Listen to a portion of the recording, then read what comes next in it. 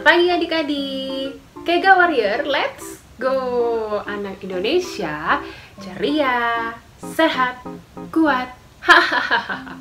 Apa kabarnya adik-adik? Sebagian ada yang masih PTS ya. Tetap semangat ya. Belajar sungguh-sungguh dan andalkan Tuhan. Tuhan pasti akan memampukan adik-adik mengerjakannya. Buat yang udah selesai, akhirnya udah selesai. Nah, siapa yang sudah siap untuk ibadah hari ini? Tapi kakak masih lihat nih, ada yang masih tiduran, masih belum cuci muka. Nah, coba bangkit, ayo duduk yang rapi. Terus yang belum cuci muka dulu deh. Nanti dilanjut lagi videonya di sini. Nah, sudah siap? Kita harus tetap memberikan hati yang terbaik ya adik-adik, sekalipun ibadahnya di rumah. Nah, udah siap? Kalau udah siap, yuk kita berdoa. Tuhan Yesus, terima kasih buat berkat-Mu hari ini, untuk hari yang baru, untuk nafas kehidupan yang masih Engkau berikan bagi kami.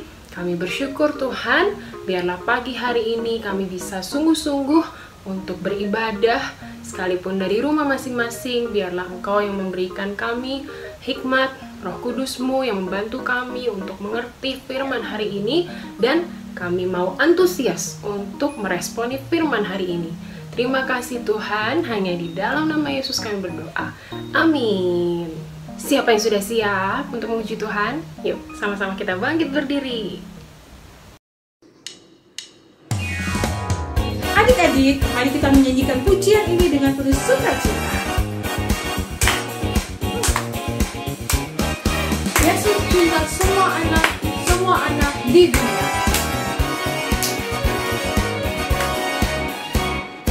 Yesus cinta semua anak di dunia. Dan hitam semua dicinta Tuhan. Yesus cinta semua anak di dunia. Yesus cinta semua anak di dunia. Kuning, putih, dan hitam semua dicinta Tuhan. Yesus cinta semua anak di dunia.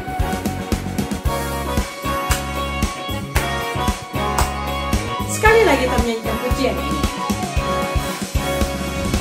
Yesus cinta semua anak di dunia. Kuning, putih, dan hitam semua dicinta Tuhan. Yesus cinta semua anak di dunia. Yesus cinta semua anak di dunia. Kuning, putih, dan hitam semua dicinta Tuhan. Yesus cinta semua anak di dunia. Kuning, putih, dan hitam semua dicinta Tuhan. Yesus cinta semua anak di dunia. Haleluya, puji Tuhan.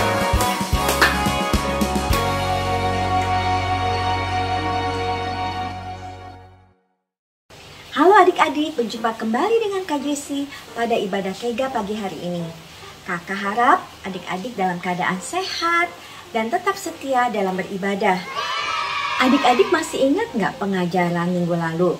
Kak Monik sharing tentang Petrus yang diutus oleh Tuhan untuk rumah Kornelius.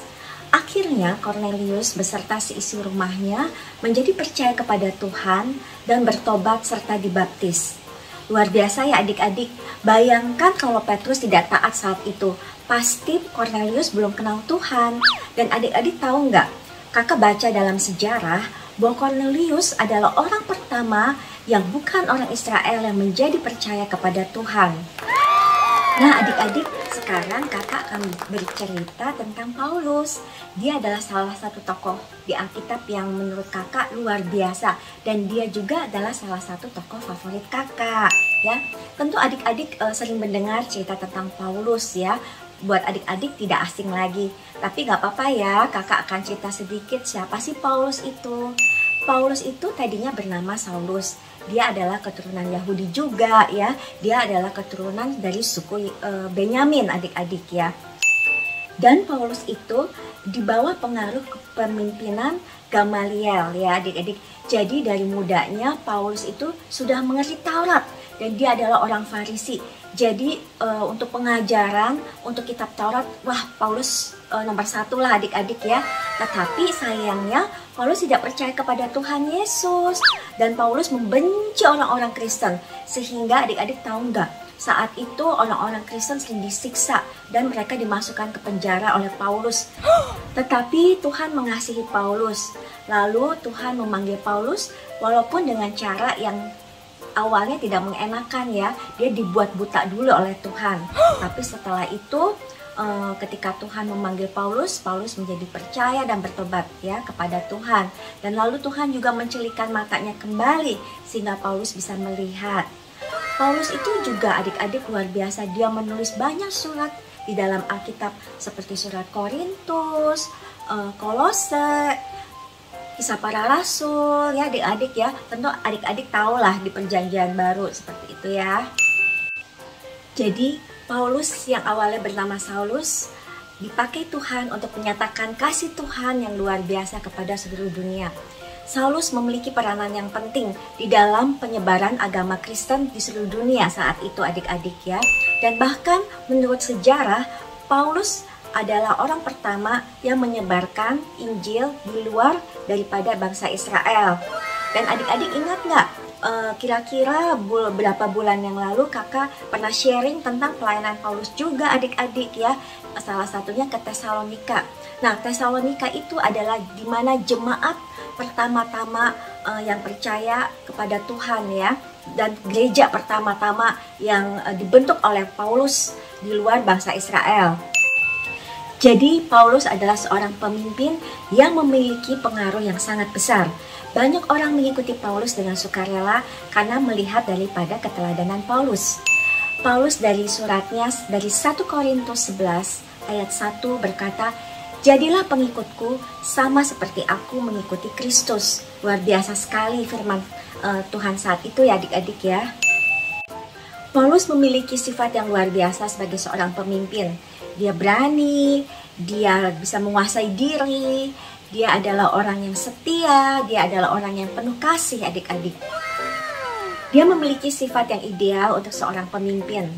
Di mana Paulus sebagai seorang pemimpin, dia selalu mendahulukan kepentingan bersama di atas kepentingan pribadinya adik-adik. Nah, sekarang adik-adik kakak mau tanya, apa sih yang bisa adik-adik lakukan kalau adik-adik ingin seperti Paulus atau ingin seperti Petrus? Seperti yang kakak sharing di atas, adik-adik bisa melakukan hal-hal yang sederhana. Adik-adik bisa menjadi berkat buat teman-teman adik-adik, untuk orang tua juga, untuk mbak-mbak di rumah, untuk adik, untuk kakak, untuk teman-teman kalian. Seperti Mila adik-adik ya. Adik-adik juga bisa menjadi suratan yang terbuka, bisa menjadi duta Kristus. Apa sih Kak Jessy suratan terbuka? Paulus pernah berkata, biarlah kita menjadi suratan yang terbuka. Surat yang terbuka itu maksudnya bahwa hidup kita, orang lain bisa lihat ada Kristus di dalam hidup kita. Makanya, aku nggak mau deh deket-deket dia. Kenapa? Karena dia suka gosip, dia suka membuat aku sedih, kata-katanya kasar, kata-katanya menyakiti aku. Nah, jangan ya adik-adik ya, kalau mau menjadi suratan terbuka, kata-kata kita itu harus bisa dikuasai, bisa menguasai diri. Biarlah kata-kata yang lemah lembut, kata-kata yang membangun ada pada adik-adik. Terus adik-adik nanti kalau udah sekolah offline, jangan nyontek, jangan ikutan nyontek. Kayak dulu waktu kakak masih kecil, kakak juga sering diajak nyontek sama teman-teman kakak. Kakak gimana? Kakak jujur ya, kakak sudah mengenal kebenaran. Ada rasa, aduh enak banget, dia bisa nyontek, nilainya bagus-bagus. Sedangkan kakak enggak ikutan nyontek gitu, nilainya pernah di bawah mereka. Ada rasa cemburu nggak ada, ada rasa iri hati nggak ada, kayak marah, duh Tuhan enak banget sih gitu. Tapi hanya sesaat. Kita di dalam situasi apapun, kita harus mendahulukan firman Tuhan, harus taat sama firman Tuhan. Nanti ada berkatnya loh adik-adik ya. Mungkin saat ini kita adik-adik belum menuai, tapi nanti ada saatnya karena kita berbeda, kita tidak melakukan hal-hal yang jahat, kita tidak melakukan hal-hal yang bodoh, maka Tuhan memberi reward kepada kita. Jadi adik-adik jangan pernah putus asa untuk tetap berbuat baik, tetap melakukan firman Tuhan ya adik-adik ya. Nah, sekian dari kakak pada minggu hari ini. Nanti dapat berjumpa kembali pada kebaktian minggu depan bersama kakak pembina yang lain ya adik-adik. Sampai berjumpa kembali adik-adik. Tuhan berkati. Bye.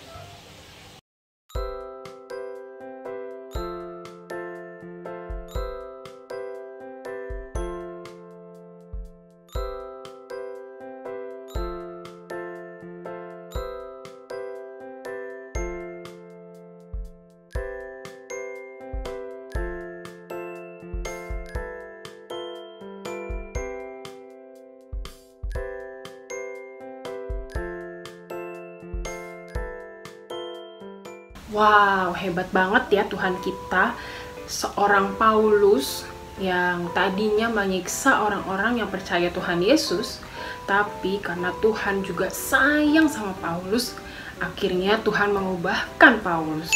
Waktu Paulus mengalami kasihnya Tuhan, nah waktu itu Paulus akhirnya mengerti bahwa Tuhan Yesus adalah Mesias yang ia tunggu-tunggu. Jadi dia berubah dan dia juga mau supaya orang-orang lain tahu kalau Tuhan Yesus itu adalah Mesias, adalah juru selamat. Akhirnya dia memberitakan kabar tentang Yesus ke semua orang. Untuk menjadi teladan seperti Paulus dan Petrus, tentu kita butuh kasih Tuhan. Kasih Tuhan yang tidak membeda-bedakan orang, bahkan orang yang belum mengenal Tuhan sekalipun. Tuhan sudah lebih dahulu mengasihi semua orang, termasuk kita. Jadi, kita pun harus mengasihi semua orang tanpa terkecuali, seperti Paulus yang mau memberitakan Injil menjadi teladan kepada semua orang. Siap ya untuk praktek firman Tuhan? Nah, yuk kita tutup ibadah kita hari ini dengan berdoa. Terima kasih Tuhan untuk firman-Mu yang kami boleh dengar pada pagi hari ini. Kami mau Tuhan untuk praktek mengasihi semua orang tanpa membeda-bedakan. Bahkan kami mau juga Tuhan berikan kami hati yang mau Tuhan untuk melayani orang-orang yang masih belum mengenal Engkau, supaya mereka bisa kenal dengan Engkau dan mereka juga bisa merasakan kasih-Mu Tuhan. Terima kasih Tuhan, kami juga minta ampun kalau selama ini kami masih nakal, kami masih berbuat sesuka hati kami, tapi kami pagi ini mau bertobat Tuhan, kami mau melakukan firman-Mu. Terima kasih Tuhan untuk hari ini, kami bersyukur untuk hari yang baik. Terima kasih, hanya di dalam nama Yesus kami berdoa. Amin. Oke, sampai ketemu lagi minggu depan. Minggu depan kita Zoom ya. Dan jangan lupa video ayat hafalannya dikumpulin. Sampai ketemu lagi. Dah, Tuhan Yesus memberkati.